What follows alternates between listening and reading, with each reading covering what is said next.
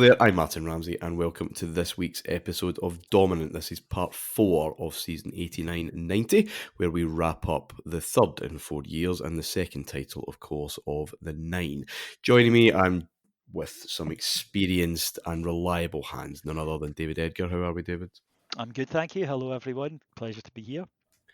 And certainly with experiences, Alan Bradley. How are we, Alan? Yeah, really good as well. It's been a particularly good, last few days, but no, a really good, Martyn. Looking forward to this one as well, yeah.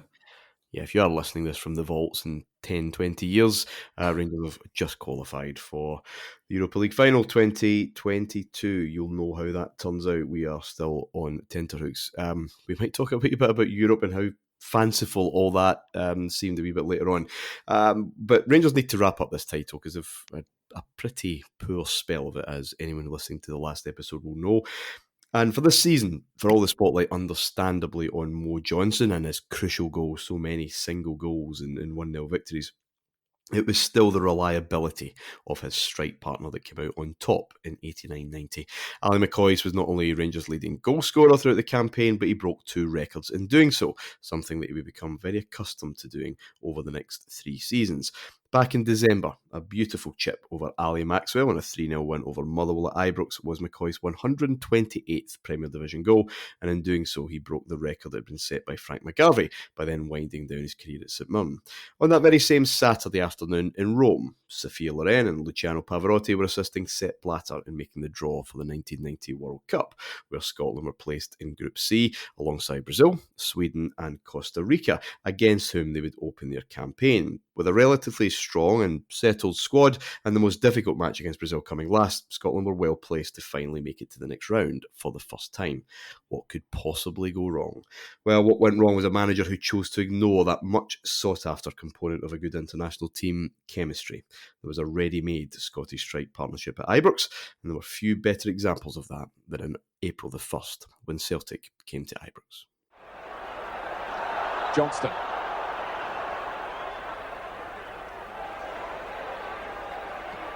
Clipped in by Butcher. That's Richard Gough trying to meet it. Oh, it's a handball!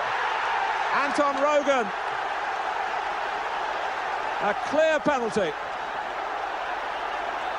Yes, I don't think there can be any doubt about this. It's a super ball from Kerry Butcher. Gough comes in. Oh, there's no doubt about that. You can't do things like that in your own penalty area and hope to get away with it. What was he thinking about? 28 minutes gone. And Pat Bonner faces a penalty to be taken by Mark Walters for Rangers.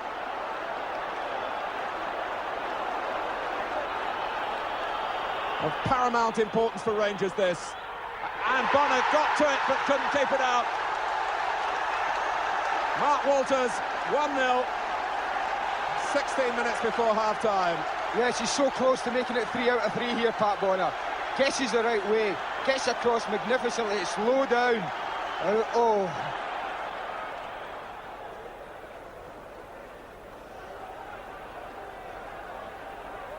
McCoist. And again.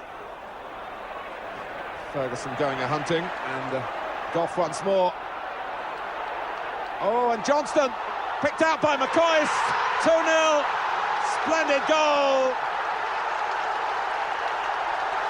And Rangers on their way to wrapping it up in the first half. This is a tremendous finish. Alan McCoist very aware. This is what striking partnerships are all about. Super run across from Mark Walters, clears the way. And that's a magnificent finish from Maurice Johnson. An international class finish. Johnston, and McCoist, has he given another penalty? I think he has. Penalty number 2 for Rangers.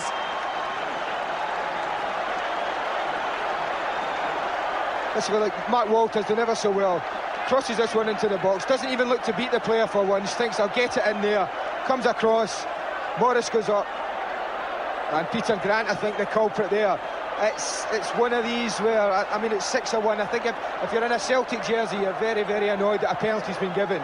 But if you're an attacker, you're always looking for that as a penalty. And Ali McCoist given the chance to break the post-war record of league goals, jointly held at the moment with Derek Johnston, who's here at the ground today.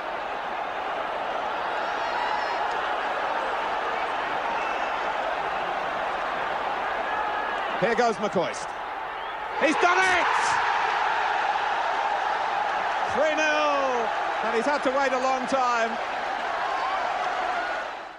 Okay, David, Rangers back on track. That weird spell for draws, a defeat in the league, that Scottish Cup defeat to Celtic in the middle of that, as we discussed with Andy and John last week. No real ground was lost though because of the competitiveness of the chasing pack, but there's business to do. Rangers need to get this title wrapped up. Sunday afternoon, we'll talk a wee bit about the televisual experience, but it needed a big response, and this was probably one of the performances of the season though. Absolutely, it was. It felt like a big day, and you mentioned there the television thing. It was still a huge novelty, and Andy Gray in town, I think, a couple of days before, and there was a sense that it was quite a big event, and not a lot of people, certainly in the town where I lived, had Sky yet, had BSB or whatever, but parties were arranged for those who weren't going to the game, and houses, because pubs didn't really have it back then. It wasn't, no, absolutely not. It is now. It wasn't that you would have an option fairly easily, or you would know someone.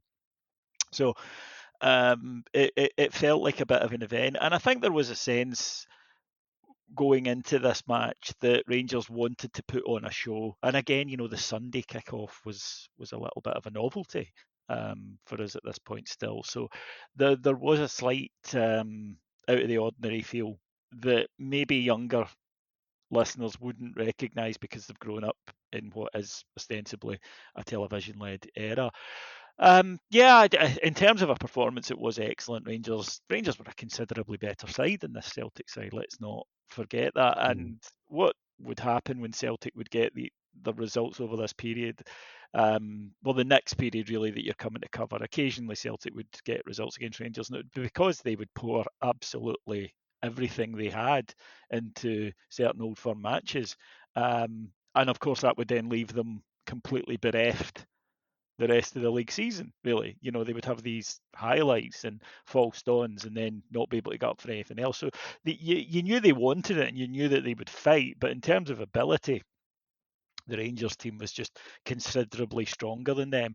And by this, Johnston is well into the swing of things at Ibrox, and absolutely terrific goal. A genuinely superb piece of work from him. And then I think for people my age, even if you were at the game as I was, a piece of commentary that's just absolutely tattooed into your retinas, your earlobes rather, because the McCoist video, the first one, he had two folks, he scored that many goals, but the first one, they played the Martyn Tyler commentary about Derek Johnston, who was up in the stand, and Derek Johnston was interviewed, and it was just a good day. Rangers, I don't want to say effortless because it wasn't, but the distance between the sides was visible, and 3-0 probably flattered Celtic that day, that Rangers were just so much better than them in every department. We were more physical, we could pass better, we had more skillful players, we had goal scorers, and there was a ragged look about them that was to become very familiar over this next 6 or 7 seasons. That's 4 league games without defeat. It'll be some time since we've done that, Alan, I imagine. 3 goals, interesting in their own way. 2 penalties involved. Mark Walters scored the first, and that comes from a very famous bit of comedy. And maybe I'm reading too much into it because, surprise, surprise, you try to build narrative around these things. But I know the 5-1-4-1, I know Puri and Andrews in that game, but really only that third goal where he kind of gets crossed with that, or caught under that looping header. He has no chance with any of the other goals. Just one of those kind of days. This Anton Rogan basketball, volleyball kind of crossover that he decides to do in the Rangers penalty box in a big Old Firm game is maybe the introduction to the absolute Celtic banter years here. Yeah, because we are well into them now. Aye, it was a comedy classic, wasn't it? And it was, as you say, it was just the way he puts his hand up, but it was that glacial look in his face. Yeah, I'm absolutely shocked you're not allowed to do that. But do you know what I mean? It was like as if, did anybody actually see that? And it's like, well, yeah, Anton, if there's a lot of people around there and you maybe shouldn't do that. In theory, you've been playing football for, I don't know, decades, But no, you're absolutely right. And it kind of jumped out. I think David hit a good one too in terms of Celtic raised their game, I think, previously in the Scottish Cup. So there was always that even in the battle with us, if Celtic were doing well, in an Old Firm game, every now and then you could, just get over the line. But that was the only threat. I mean, if you looked even at from January with Celtic, after we had beaten them at Parkhead, they lost to Dundee United, they lost to Motherwell, drew with Dundee, Hibs, Aberdeen, Hearts, Dunfermline. We then obviously beat them 3-0, and then they'll continue the nonsense again for the rest of it. So, but there was a kind of Sunday, because it was a Sunday, it was a bit like a kind of cup at that point in time, like a cup final or a cup game, because obviously it was different, and being on, there was more of the kind of live build-up and so on. But that just typified, I think, that season, certainly with Celtic, and okay, you go for it in the game. I think the second one as well was an absolute cracker, wasn't it? Walters crosses in from the right, the ball drops to Wee Johnson. He shows his class as well. He takes a kind of touch and then just puts that one. Or that was the one when McCoy plays over to him, and he actually just finished it wonderfully. And then obviously at the end, the McCoy's penalty. But it was certainly the kind of let's all laugh at Celtic. And to be honest with you, this was going to continue, you'll know, for the next so many seasons. Let's all do the Anton. Yeah, that's right. Yeah. It's now joke time, rather than we've won one, they've won one, we've won one again. Now this is done. That second goal, Davey, it comes from a Richard Gough crunch and tackle actually, and Paul McStay, and Rangers pick it up. Yeah. And the layoff from McCoy's, the finish. Because I know Johnson's goal in November is bigger. It's actually momentous, and the reaction, 5 minutes to go, Johnson's first goal against the Celtic, blah blah blah. This isn't quite as wild, but it's a better goal. He still has time for a get it right up you gesture to the Celtic board who are up in the director's box, as well as taking his applause with kisses and whatever else around three stands. But it's a fantastic strike. It's beautiful. It's outside of the boot, on the volley, dipping, controlled, perfectly placed, incidentally. Just a guy at the top of his game, just a player. And of course, it looked fantastic in that superb strip, socks rolled down the ankles. And as you say, he was not a big one for not celebrating against former teams, was Morris. And he gets it up the Celtic board. He gets it up the Celtic support, incidentally, down at that end. Quite noticeably so, and then is just basking in it. But he was just so much better than anything they had to offer, and it was so apparent, and to the point where you began to think it would have been an absolute travesty if a guy of his ability was to go and struggle in a side with those guys around him. Yeah. On no planet should Mo Johnston at that stage of his career be playing in a team with Anton Rogan. It doesn't bear thinking about.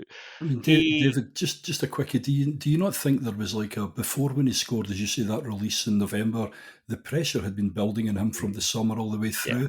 But this one, as you say, the way he put it away, it was almost as if, all that pressure, that all went now.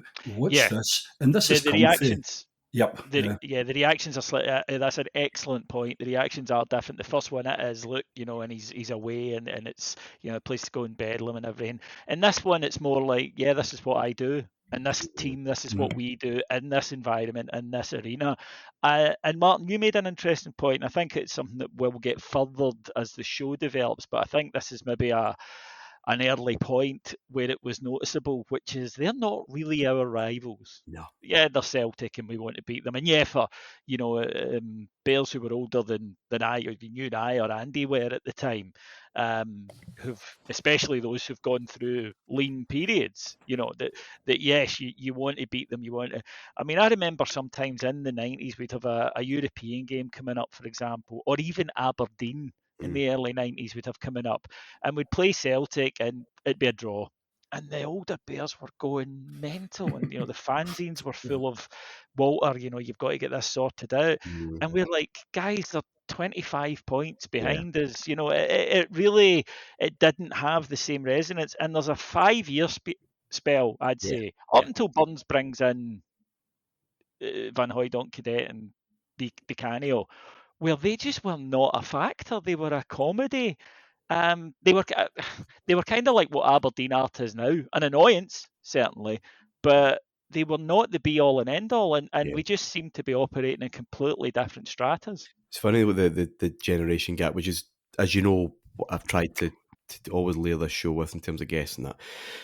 But you're right. I think it was this season. I'm pretty sure it was, and you would, Bill Smith would announce the final scores as you were, coming out of the ground, because games more or less finished at the same time. I think Celtic beat Aberdeen or drew or something. I think they beat them, and I cheered, and I was getting glowers from everywhere, but I was like, but that's good for us. Celtic are nowhere. I mean, it's Aberdeen that are kind of closest around us, so it's maybe a kind of sign of that times. But this is the first time in the Premier Division era, so the four games a season against the same opponent. The Rangers have gone undefeated. You have to go back to 74-75, and it was just the two in the league anyway. So it's a bit of a marker. David, I mean, you talked about Johnson being under pressure before. Not anywhere near the same pressure, but Ali was on a bit of a sticky wicket. He was hanging on this 1-3-0 goals or post-war goal record, tied with Derek Johnson for Rangers. He was on it for a while and not grabbing it. He gets the chance with that third penalty very late in the game, and it's quite a definitive strike. Yeah, look, Ali's form over the next few seasons almost eclipses his form in this. This is almost a sort of quiet period of Ali McCoist that people talk about the soap opera aspect. He wasn't in the team, and Mark Hateley came, and all of that. And they maybe because when he's going on to have seasons where it's 49 goals and he's scoring just left, right, and centre, it almost seems that people somewhat underrate this. But he was setting records in the late 80s and here in the first year of the 90s. Where do we stand on that? Is the 90s the last year of the 80s or the first of the 90s? That's I think the first season of the 90s. Let's go 1981. I always go with that as well. It's got a 9 in it, for crying out loud. So he just looked so happy and so confident. And you mentioned there about what would happen at the World Cup, which was just I don't want to swear because this show's a bit better than that, but it was a cluster huck of immense proportions, in that Bora Milutinovic, can I use a tabloid title? Is he the wily Costa Rica manager? But we will talk about it. You guys are back on. He fooled him. Yeah, he fooled, because he said all week in the press conference leading up to it, the one we fear is McInally. He's their Van Basten. That was a quote. He's their Van Basten. We fear him. And Roxburgh listened to him. And I mean, it wouldn't be the last time Craig Brown listened to a taxi driver once in Portugal. But he broke up this partnership to play McInally, who, was a tremendous player. He was playing at Bayern Munich, for crying out loud. He was a top player. But you had two guys who knew each other's game inside out, who loved playing with each other, really did, and who had a season crafting this, at the time, twin striker style that most clubs sides and most international sides still played, where your strikers were expected to work with each other, be it your traditional big man pacey guy combo, or be it the twin strikers who knew when the person's run. And there were few better. You see it today, you see it this game, that there was this almost not instinctive, because it's there needs to be chemistry, obviously, but there also needs to be, we've done this 100 times this week in training, and I know that when I get the ball in this position, there's a fairly good chance he's cutting to that back post. He's going to do that. He's going to do this, and I know that if fullback gets the ball in that channel, Mo runs there, I go over here, and we'll work the ball to me.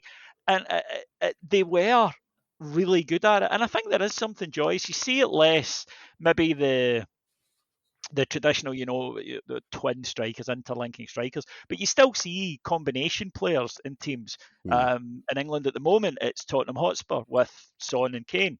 That it's not luck and it's not just chemistry. Chemistry is there. It's about guys who are working on the day. And I never really understood breaking it up. It's also why in the early 80s, Alan, remember the whole Alan Hansen thing? And both Steen and Ferguson were quite upfront. We've got Leighton, McLeish and Miller. They know each other inside out. They play every week. We're keeping them together rather than forging a new unit. It makes perfect sense. And it's what international managers must be after. It's gold dust.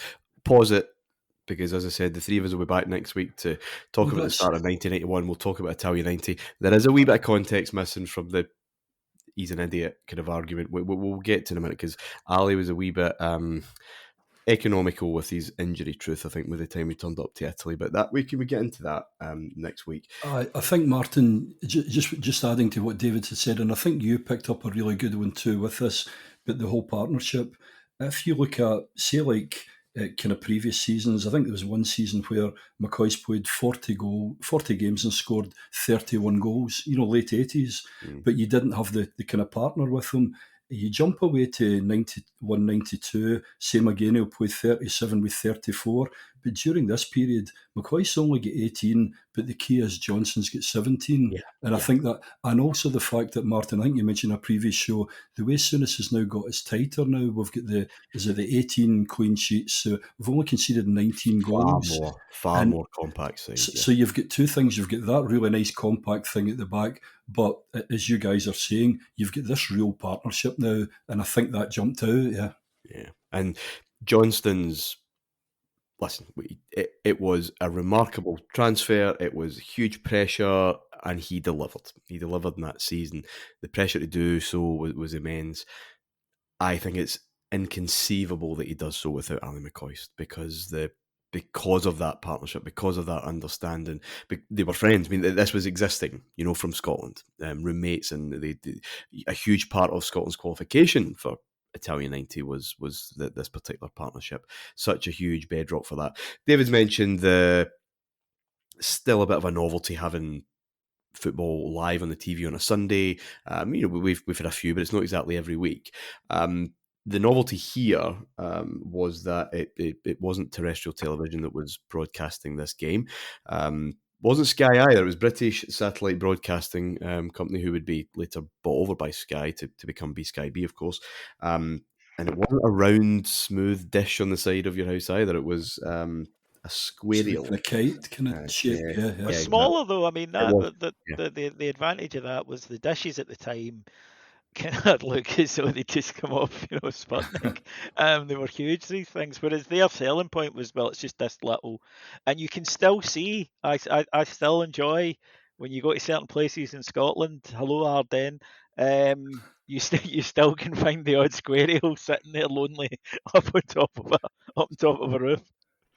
And now BSB paid not just for this game. Sorry, the new TV deal with the Scottish Premier League, over £12 million for the rights to broadcast, and this is not a game a week, the way that the normal Sky contract is now. It's a remarkable piece of business, but it was the future.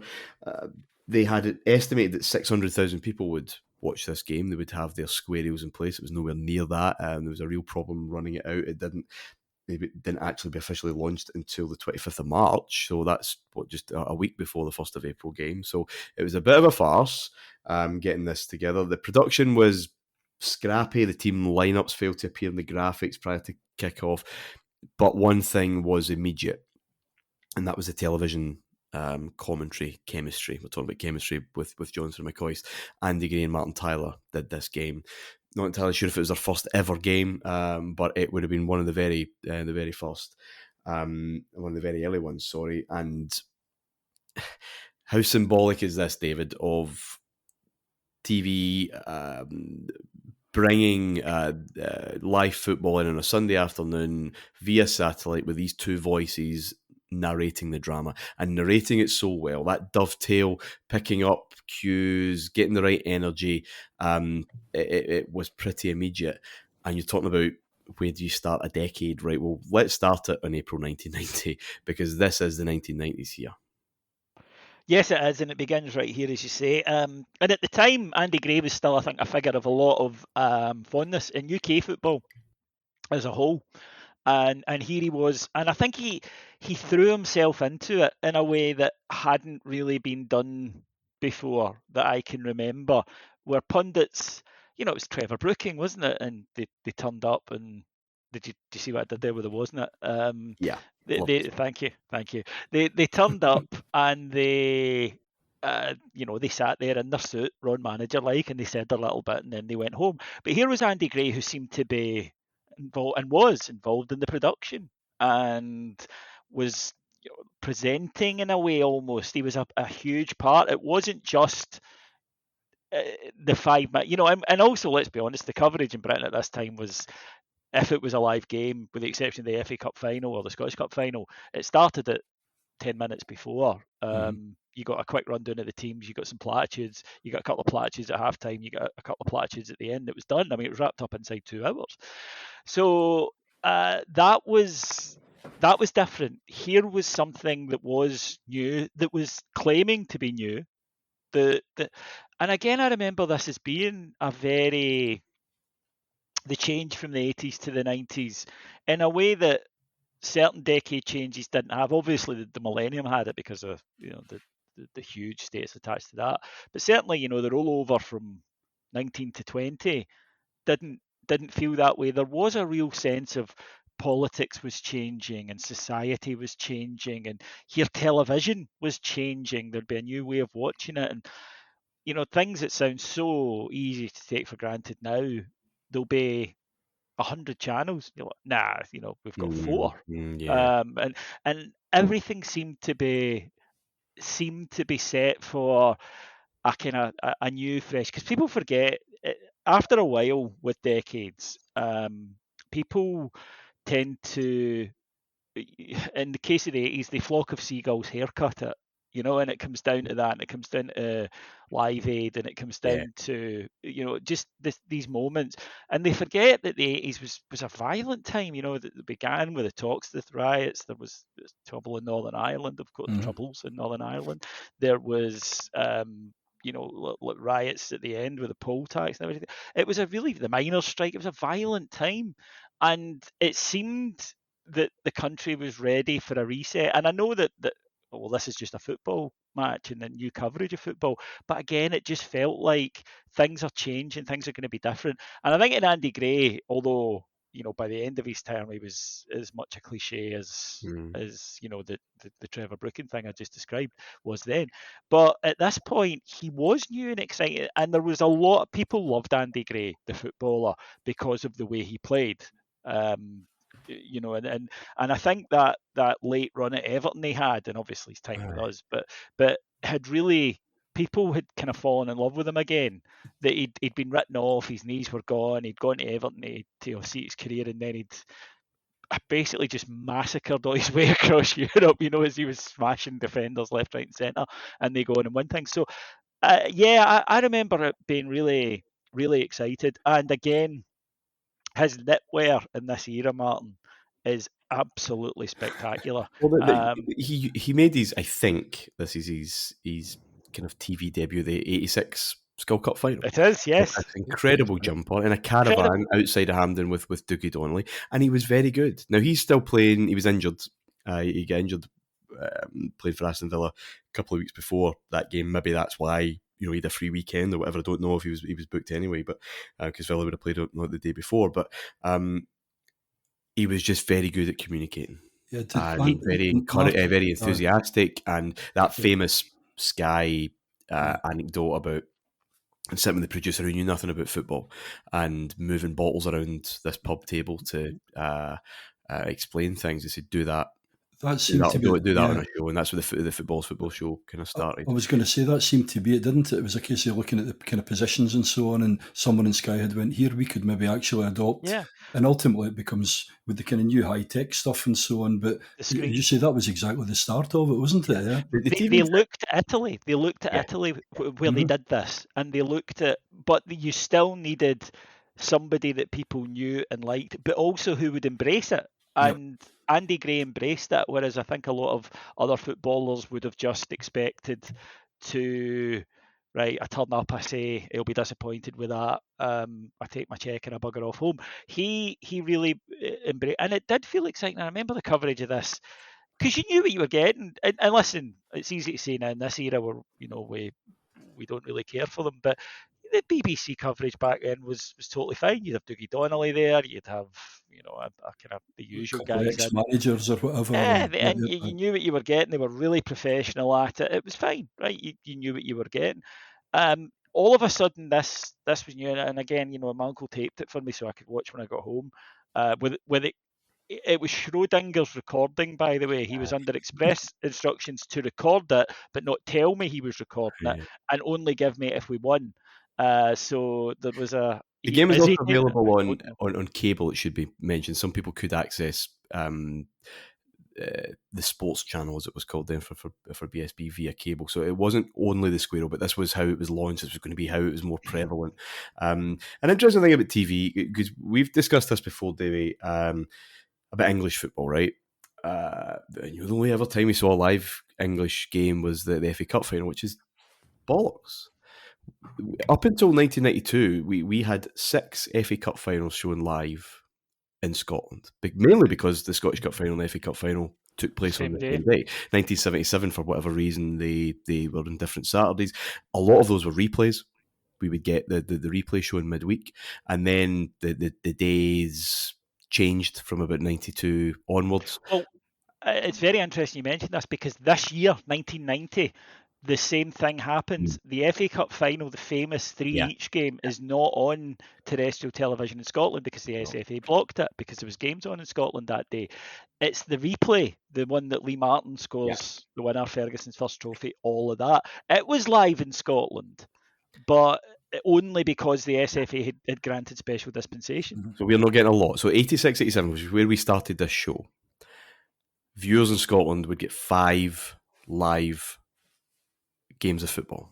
That first and only Old Firm League game that season on BBC, Skull League Cup final, Scottish Cup final, and both legs of Dundee United's UEFA Cup final against Gothenburg. That's it. The Charity Shield was broadcast on ITV for the first time in 86, 87. We didn't get it. We did not see that. Roll on a wee bit into October 88, when there's this for a laugh, there's talk about a Super League in England, buy them off with a TV deal, and Greg Dyke's involved with ITV, and England would get live football most Sundays. The match on a Sunday afternoon, which we wouldn't see. Not because we didn't have any football really on a Sunday afternoon. Viewers in Scotland would not see it. You used to hear people, Martyn, going over to Carlisle. Driving, you would get it on Borders, watching it down there. You could get it in certain parts of Kilwinning if you had Ulster. If you could get Ulster TV, so if you were served by a certain day. But and again, this is something that even as a child I couldn't get my head around. That the SFA would say, and that's a great example, Martyn. There was no game on the Sunday, but they just felt, well, if there's live football every week, even if it's not a game, it'll stop them going to see the local team. And the SFA would say, you can't broadcast that. And I never understood why the TV companies didn't just say, piss off. It's not, you're not, we're the TV. There's nothing to do with you. If we want to show an English game, we're STV. The SFA has nothing to do with it. And eventually, someone at STV was the guy who, when it was a Champions League coverage, that he said, no, we're showing it. And the SFA said, well, you can't because of this rule of ours. And they went, it doesn't actually apply to us. Well, and then, of course, once the Sam was broke, it was broke. See, the risk of being Monty Python, you guys were lucky, because, I remember when there was no football allowed on a Sunday at all, and actually went to the first ever. Do you know what I mean? Well, we'll get to the Leeds United game at Ibrox, which we'll, of course, come to. Couldn't be shown live because Hearts were playing. And the UEFA Cup, UEFA Cup it would have been. Now, viewers in England, of course, could see it. But anyway, so just that normal, which was becoming normal for English viewers, watching the First Division. 30th of October, 1988, Everton won, Manchester United won, a Mark Hughes trademark scissor kick volley to equalise. Viewers in Scotland got Broadway Serenade from 1939. So things but things were changing, and this was part of it. STV would broadcast the next league game involving Rangers away to Aberdeen. It was a 0-0 slugfest, Alan. A really, really dreadful game of football, to be honest. Very different from that 3-0 win. And Souness really getting into this groove now about his theories about everything that's wrong. And there's a hint of irony, of course, when any time Graham Souness talks about an over-physicality in football. But that was it. He said, well, why could we spend money on talented playmakers just to be attacked and assaulted in the way they've been here? I mean, we had Ian Durrant. Obviously we knew the Durrant one, but I remember even that game too, and they still had some really good players. The likes of Hans Heelhuis, kind of Mason. They had some decent players, Charlie Nicholas and what have you as well. But it was one of those ones there after the Old Firm one.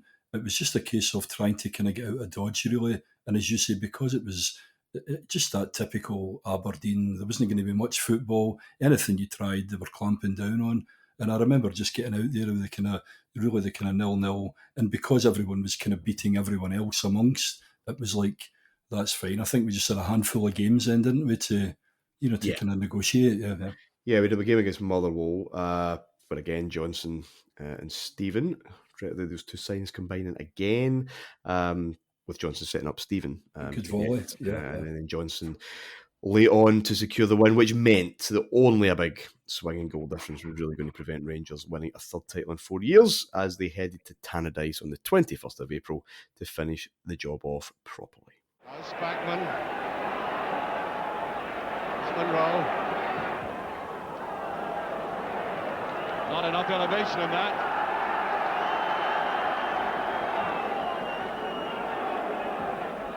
Go with it. Trevor Stevens, a great goal. Oh, that was a superb goal by the man who I think has been the outstanding player afield. And watch the way he clinically finished that off. Maine with no chance. 13 minutes gone, Rangers take the lead. And we're now almost 2 minutes into injury time. There's Butcher. Oh, he did that brilliantly. And there it goes. Rangers are the champions.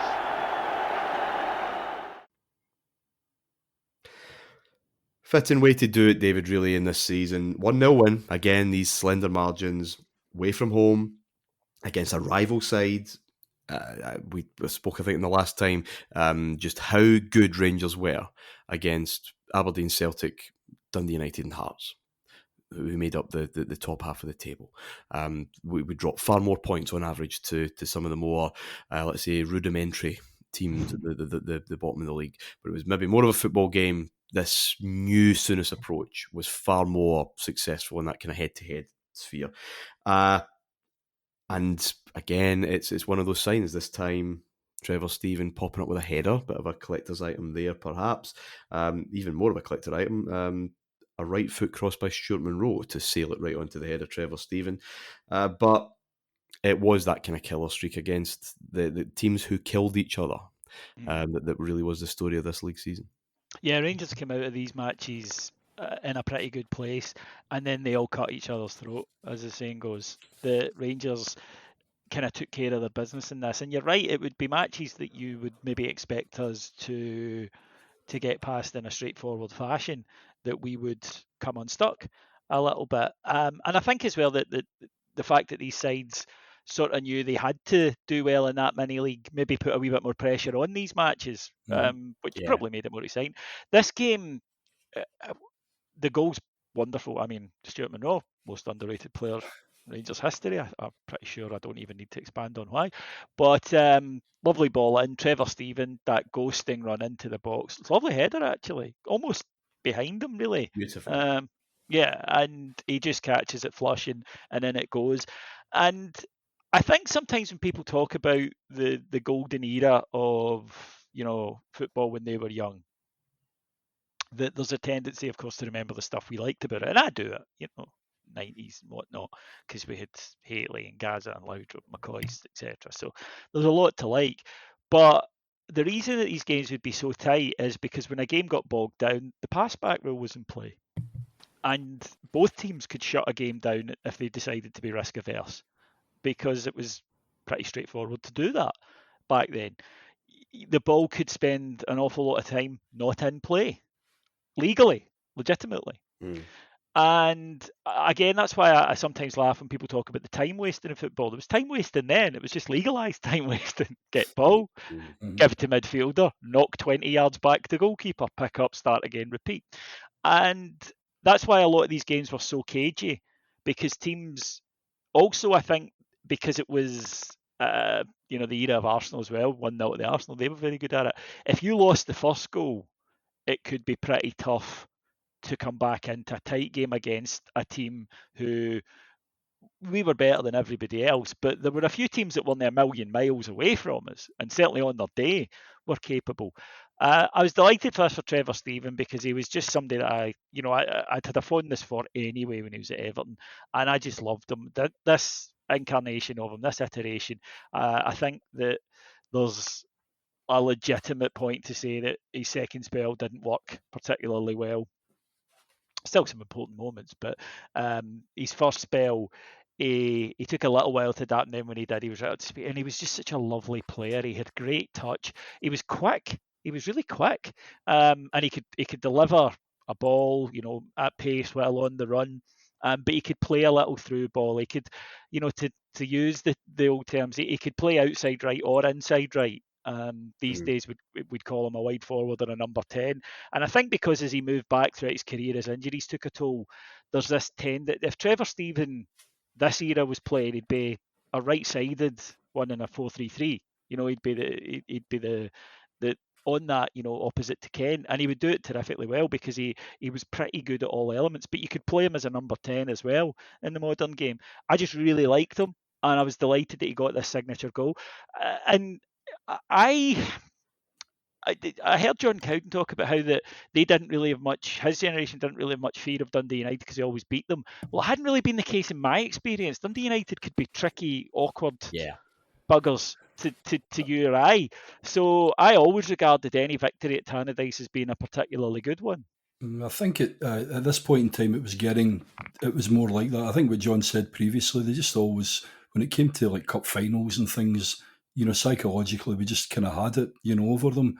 The Trevor Steven thing, they were like thing, that against everybody in cup finals, famously, weren't they? I think they lost up like 7 under McLean. I think until our, that old one, when we were going for the back-to-back trebles, but you're right. Started.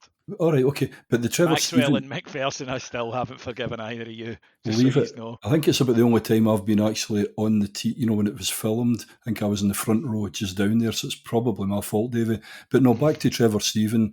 Walter Smith, I remember seeing an interview with Walter Smith quite early on, and he said we played them more right to start with because of the whole frenetic, the Scottish football.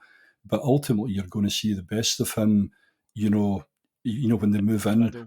I mean, see the head up looking at things, the way he could just deliver a pass. And my other Tannadice thing too, you think about it too, you've got Derek Johnson scoring early, win the league there, you've got Trevor Steven, you've got Loudrup, you've got Big Laffett.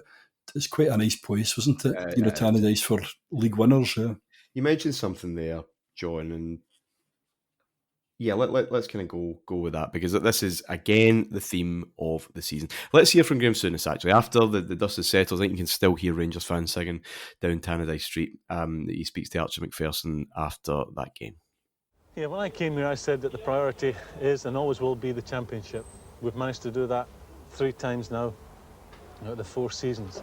It will be at the start of next season as well, actually. The priority is the Championship, because I'm not saying anybody can win a cup. You need a lot of luck to win a cup, and as smaller teams have proved in recent years, if you have a wee bit of luck and you ride your luck, you can go on and win it. Yeah, now, for us, for us to go and win the European Cup, there's a lot of factors involved. I mean, we have never, in the 4 years we've been involved in European competitions, we've never gone out to a bad side. Every side has been a quality side.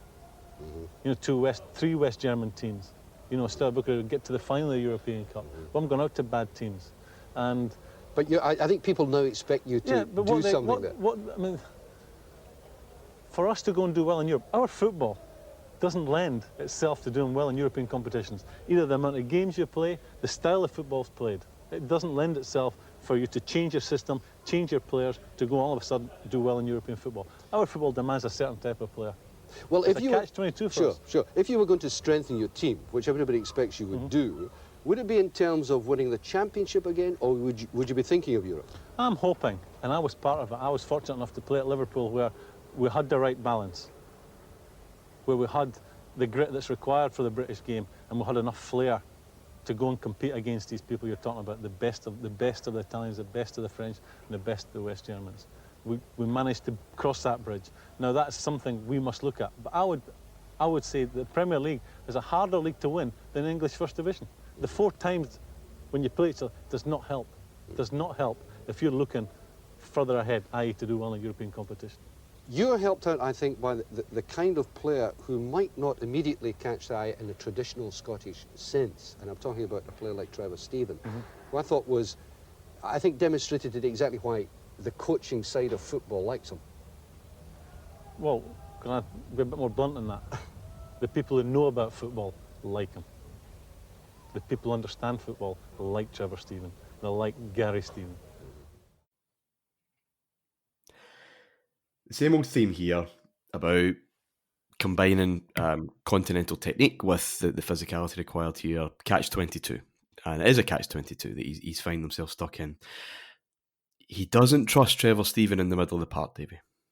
And he's got rid of Wilkins. He's brought in Spackman. We talked about that to death.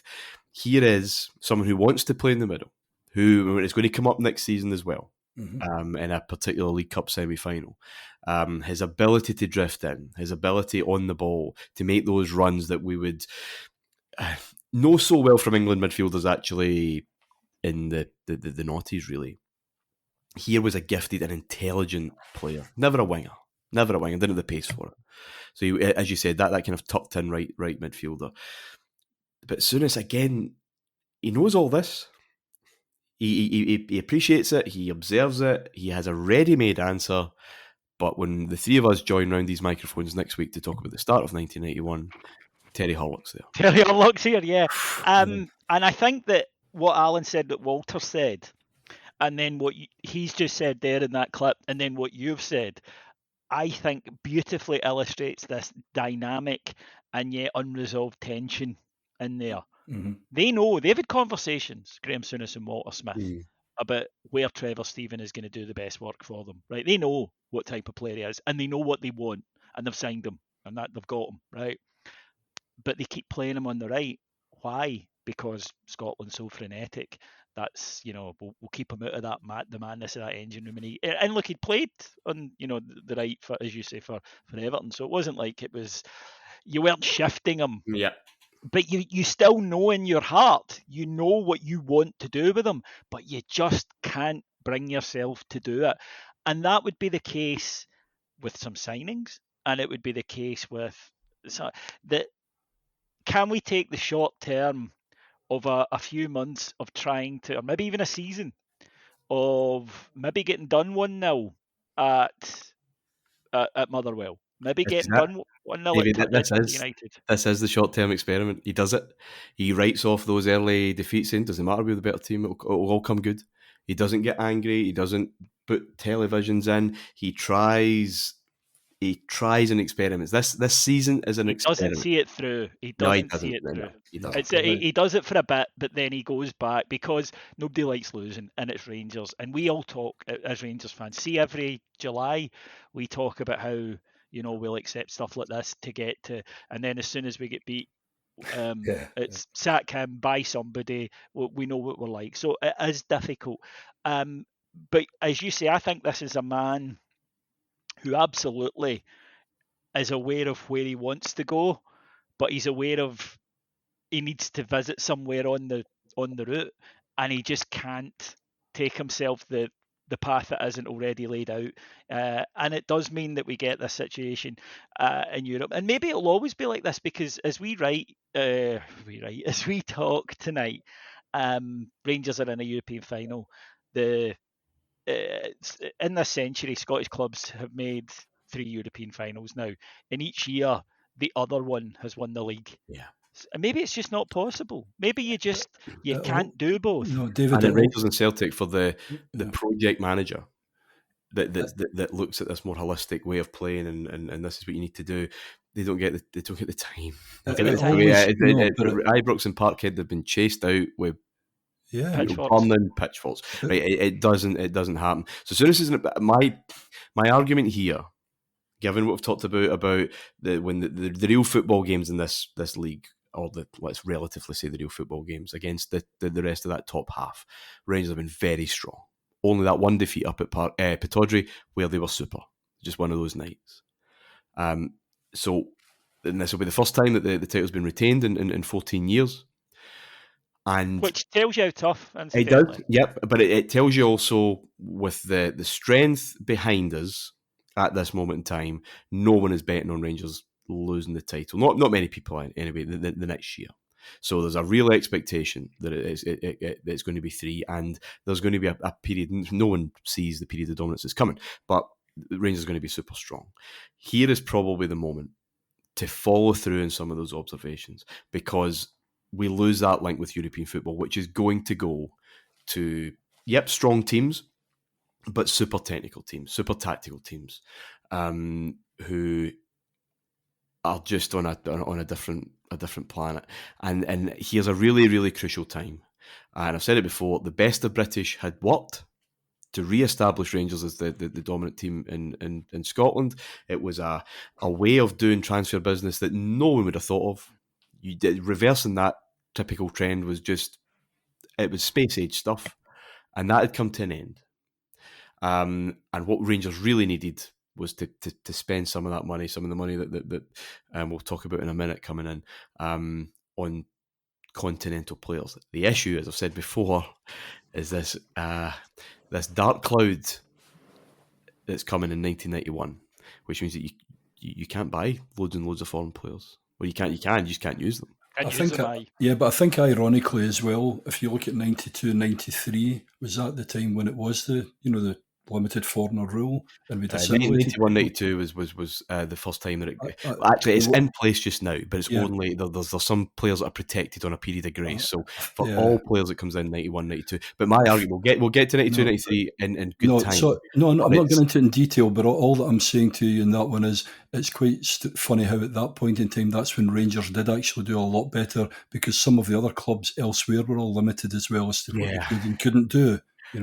But it was and that's fine, and it's celebrated. We know what comes after that, though. That was Rangers are at a time where they need to be less Scottish. They need to be less British, actually. Mm-hmm.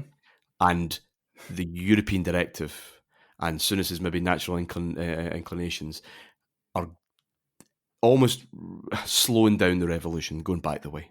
And 92-93 is a Scottish/British achievement, right? And it is built on spirit and with a wee bit of talent, obviously, especially at either end of the pitch and Ian Durrant. But it is that team got there through force of will. And then it was a disaster, because that can't continue. And there might be seeds here and just not continuing down the path of experimentation that he started. Anyway, we will still get into that as the weeks go on. We picked up the trophy, gentlemen, at home to Dunfermline. 2-0 win. Davy Dodds getting in on the act very much. The reserve striker with those two in such form. And the second substitute that day, wearing number 14, did come on for his farewell appearance, was, of course, Graham Souness. He did not feature much in 89-90, but he kept himself in. I think solely, David, because he didn't want the Scottish Cup final in 1989 to be his final playing performance. And fitting.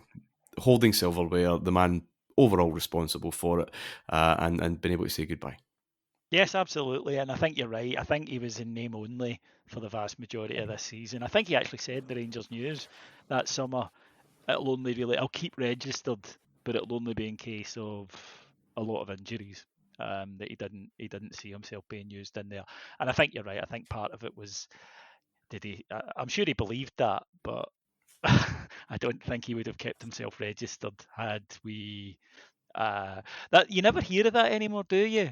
The old, I'll keep myself registered, and the old, back then we used to have goalkeeping coaches that would keep themselves 40-year-old registered. appearing and things. Davy Dodds, and he was a Like coach. if you had a would do bigger it. bench, Davy, possibly, but you Yeah. only had two, and we're going to talk about something that he perhaps was tempted. And you weren't allowed to be injured really unless it was a broken leg. So there was none of this 2 Not for weeks. Graham Souness, anyway. No, in general, I mean, teams used to get by. What was it? Dundee United won the league in '83 with 14 players. So basically, you get told there's 2 paracetamol away, and you're playing. Or in the old days as well, it was just go away up the left wing and just kind of walk and play just inside walk left. and also, if you weren't playing, you didn't get paid as much, so players would have to. But unfortunately, that's why you meet a lot of ex-players now, and they are hurtling about because they played at times that they absolutely shouldn't have. But look, I think it was nice for the fans to be able to give him a send-off. I think it was, as a player, and although Graham Souness, the player, isn't, I don't quite have him in the iconography as much of Rangers as I do of Graham Souness, the manager. I think it is more than fair to say that his best playing career was before he joined us. Yeah. But he had featured, and I think we wanted to pay tribute to the man. And I think that it was such an important part of who he was in his life as a footballer that it was good to be able to get. I also think he needed that, Martyn. I think he probably did need the clean break of saying, because this is a wee bit, I'll keep my hand in. I'm not quite ready yet. And it must be difficult for footballers. We've seen footballers who hang on too long because they fear that when I give this up, that's me. I'll never get to experience this again, and understandably so. I mean, Ali McCoy's a great example. When he was 36 and he finished at Rangers, he had this burgeoning media career, and he goes to Kilmarnock. And to be honest, if you talk to Kelly fans, he was hardly ever there because he was away doing TV. But he had to just be around a dressing room and have the opportunity and the option. So I get why Souness did it, and yeah, it was nice to be able to say goodbye. My dad always said to me, you could tell how important a game it was if Davy Dodds was playing in it for Rangers, and I think that was a fair reflection. He was a good player, Davy Dodds, and it's hurt us for a while. Before his career, if you look at it, he was very much a part of a very good Dundee United side. CV's pretty good. Does well at Aberdeen as they're chasing us, but by the time we got him, he was, back up. So it was the reliance on these two strikers. Martyn, I don't know I think you mentioned their previous show as well. Interesting that Souness went on the record again at that day, just saying that he hadn't really been able to combine, being a manager and being a player, and that's obviously been a theme over the past few years. Trying to do. We mentioned it before, didn't we, with the Guishcom thing, but. Yeah. I think he put his hand up as well and went, to be honest with you, trying to do both of them, effectively, so difficult. Yeah. It really probably should have just been 86, 87, to be honest. Mm-hmm. That instant impact, and then he could focus on the proper job. Very briefly on this point, boys, because we've still got a couple of things I want to cover before we finish up.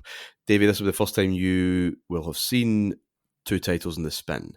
Alan, you would have seen it in 76. Davey first. Can you remember how that felt in terms of where Rangers' overall place was, the confidence you had going forward? Again, no one is suggesting 9 in a row is a possibility at this stage. That's still something that no one will ever see again. But was there just this confidence that it's not going to be some kind of ping pong with the league title? Yeah, it didn't occur to me that it would be no. Even when Celtic won the league in the double year, and maybe, as I say, maybe kind of older people were saying, right, well, this is back to normal. It's going to be us and them. To me, that was, this will be a one-off. That I just was supremely confident. So no, you're right. It's my first back-to-back, but it's my third in 4 years, and I fully expect. Look, the world fully expects Rangers are going to win the league the next year, barring something wild happening. So I'm not alone in this. The feeling back then, if you were my age and you'd have been the same, Martyn, is all right, great. Summer comes, we'll bring in some glorious new expensive footballers, and then we'll win the league again next year, and we'll try and win the cups as well and do well in Europe. But to me, I'm entering the period that I think all Rangers fans are entering into, which is you don't demand the league. you expect the league. That's sort of at the start of each season. It's right. Well, we've won the league, and then it's what else can we do? I'm already there, just because I don't have the built-in of, pre pre 85. I don't have 20 years worth of memories before that. So no, I have to say I was 100% into that we are going to win the league every year. It will be a tragedy of epic proportions. It will have taken some. We will have to go some to not win the league. And I think if you look at the next time we don't win the league, we did have to go some to not win it. We actually had to try very hard not to. So yeah, I was locked into that. And it wasn't an unpopular opinion. Adults in me had it. The papers were full of it. Rangers were fair set to absolute, because we were going to get better and better, and the other clubs were just going to watch us get further and further away. Yeah, we will try hard to throw it away the next season. Don't worry about that. Alan, you remember 76? After all that time of Rangers allowing, or these Rangers greats allowing Celtic to absolutely dominate the scene for so long, you get two titles in a row, and you must. Can you mind your optimism in 76 compared to how you felt in 1990? Just about, again, how set fair you felt Rangers were. Yeah, and I don't like the allowing Celtic to win, but that's for another conversation. He'll always go there. He does it all the time. It's like, I go, John Gregg, the greatest Rangers player ever. He can let Celtic. Yeah. Anyway, that's not for this one.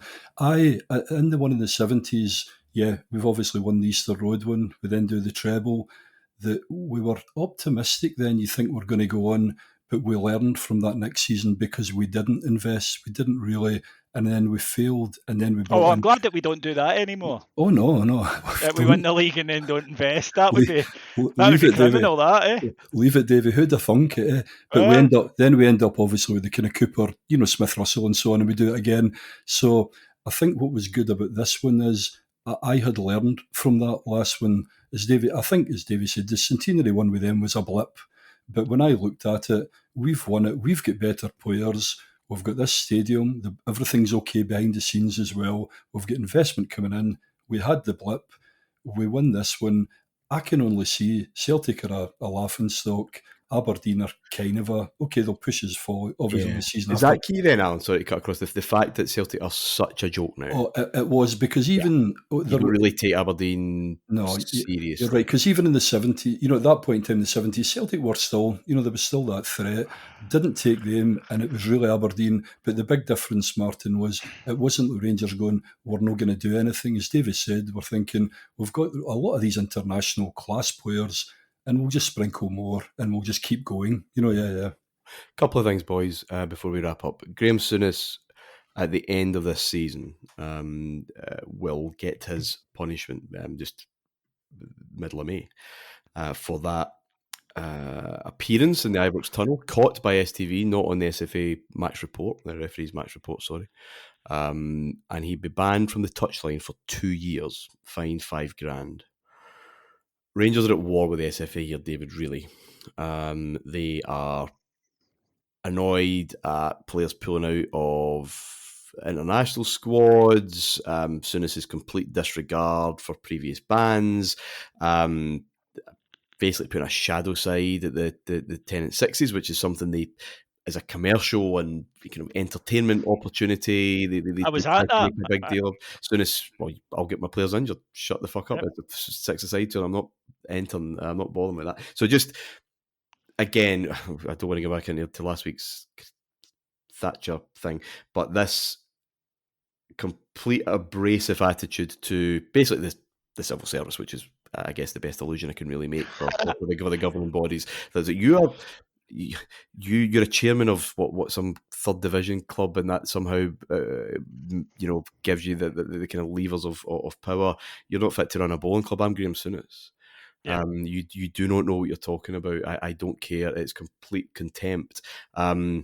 After all this changed man and very relaxed at the start of the season, he's back down on this path. He's down on a road to war, and we know where this is going to lead.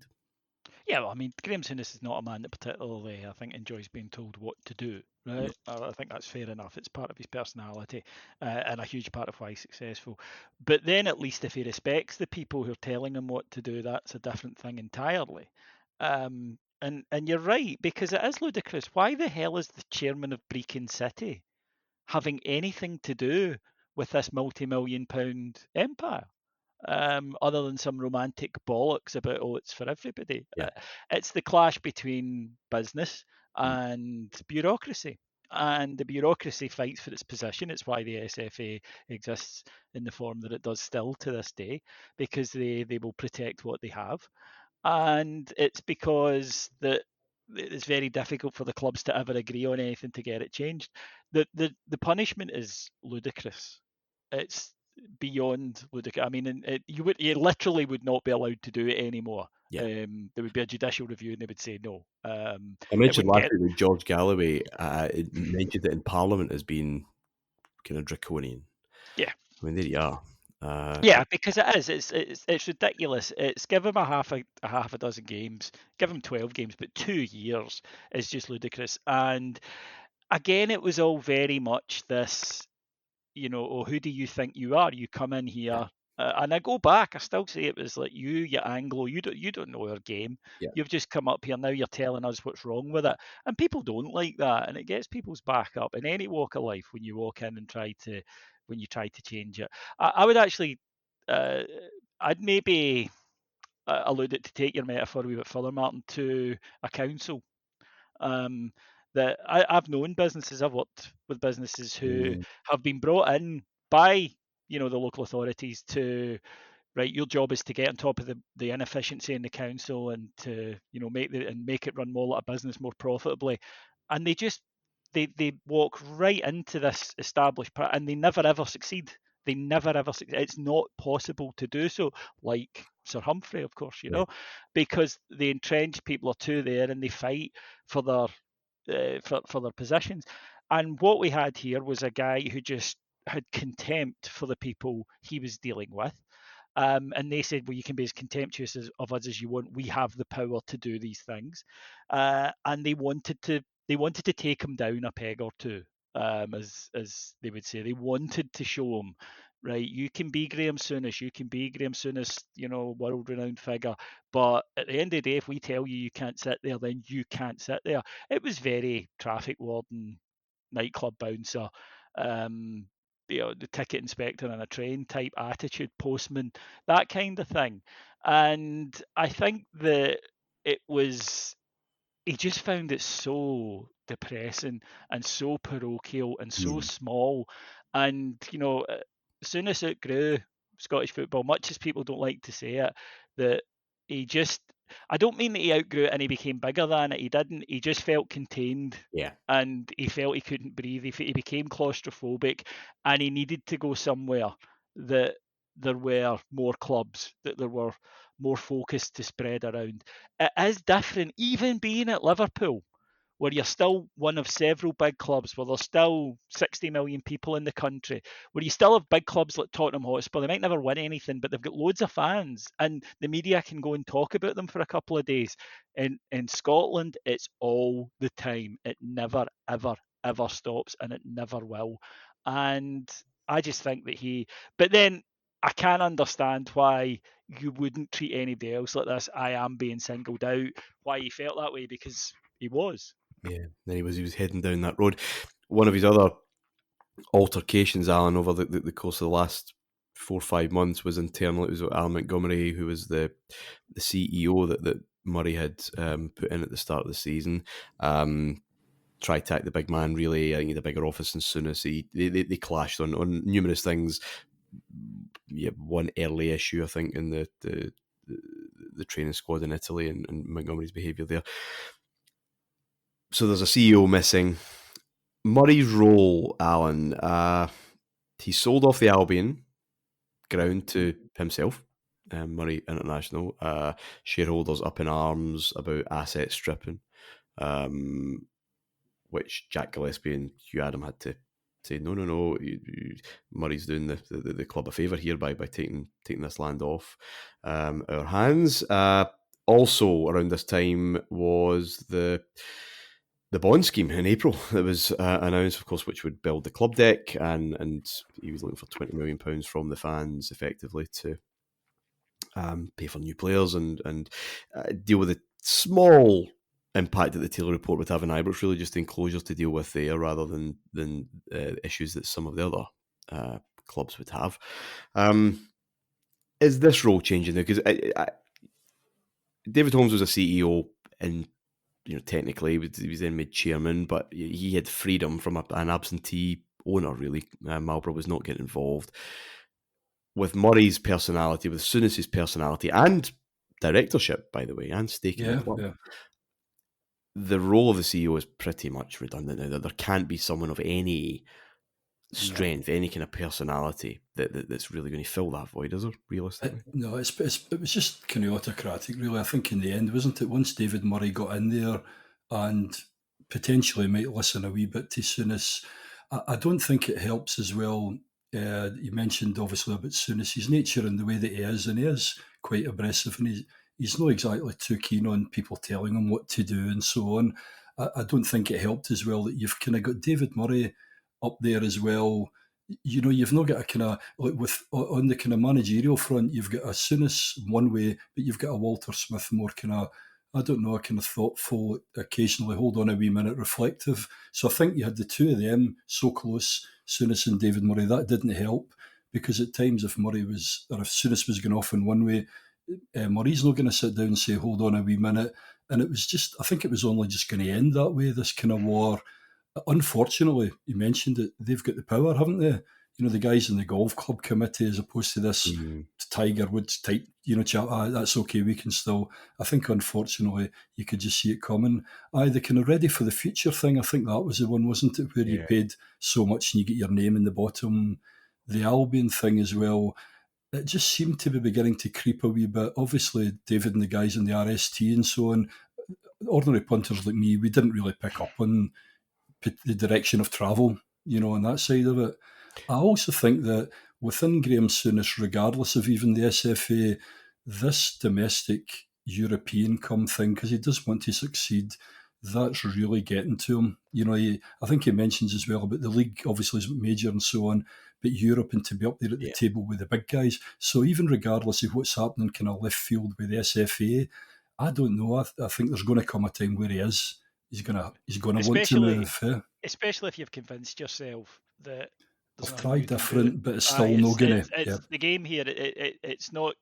It's not me. It's you. If you've convinced yourself that is the case, that you cannot be successful playing the way you have to play to win things in Scotland, then it will make that departure.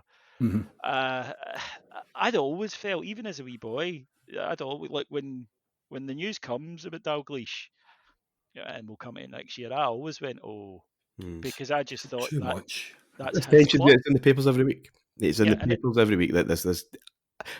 We'll get to it. We will get to it. But I think a lot of people expect Souness to go upstairs and Dalglish to come in, actually, to Rangers effectively. But we'll come to that. But this internal tension, and Alan, you're right, the football and stuff, the off the field stuff, it's just something different every single week. This guy's never out of the papers in a combative way. There's always something. And we're going to see a whole season of that next year, and you'll be joining us, and I hope you will too as well, listeners. Thank you, Alan. Thanks, Martyn. Thanks, David. Enjoyed that one again. Wasn't too happy with the comment David made about a postman and you about allowing Celtic to win, but we'll take that one offline, Martyn. But really enjoyed it, Well, it didn't stop them. David, thank you very much. But just before I go, I want to share with you that Tennant Sixes story that the school took us, right? And we were all gutted when we saw the Rangers team because I think you were playing for them, Martyn. But I did get to meet Scott Nisbet. And then on the way out, we saw Rangers had this a bus, even though it was just the Tennant Sixes. Rangers had a coach, as you would describe it. Dundee United had what I can only describe as a van. Right? It was Trotters Independent with four wheels. With Jim driving it. Jim wasn't driving it, but utterly fabulously. I saw them going back. And these days, if you're ever at Ibrox and you see a team leaving, they've got all the bags and the sports equipment. To my dying day, I will never forget Freddie van der Hoorn carrying in 3 slabs of lager for the journey back to, which was the sponsors. It was. So I think they had been giving them. They had to go into the nearest Presto to pick those up. No, they hadn't. No, but yeah, there was Dutch international centre back Freddie van der Hoorn getting into the back of a 4-wheel Robin Reliant to get clearly slaughtered with his 6 teammates on the way back to Dundee. Scottish football, ladies and gentlemen, even back then it was unrivaled. And what a beautiful counterpoint to a 4-part show, really, or a 4-show series on this season about modernity and this change to the future and everything else. But there are always reminders there. Thank you, David. Pleasure, mate. This group of shows has been called Going, from Philip Larkin's poem about this gradual decline of England, and that will be England gone, he says. The shadows, the meadows, the lanes, the guild halls, the carved choirs. There'll be books, it will linger on in galleries, but all that remains for us will be concrete and tires.